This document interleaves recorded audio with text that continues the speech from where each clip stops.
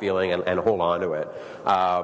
I was interviewing someone who is a case manager for people who are in the criminal justice system.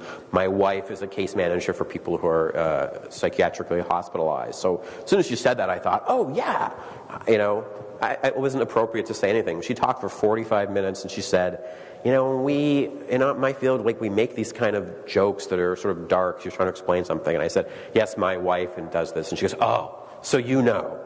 I was able to normalize her thing that she was uncomfortable about. And that helped her kind of move on. You're going to see what happens in these interviews. They go question, answer, story. And I don't know when that's going to happen. And so you feel very uncomfortable, like you're just getting answers and kind of facts. And at some point you'll start to get stories.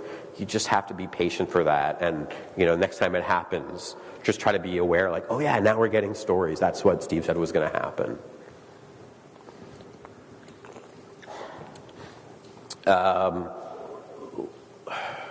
Listening is hard. We don't do it very well with each other. We jockey for our next thing that we're going to say.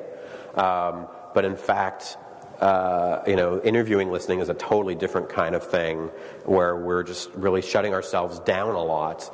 If you want to, you can ask all your questions as follow-ups, and the interview can kind of flow. And the great ones just start with one question. You just kind of wind your way through all your topics organically. But sometimes you have to change topics. So just say, that's great. I'm going to move on to something different now. You signal your transitions.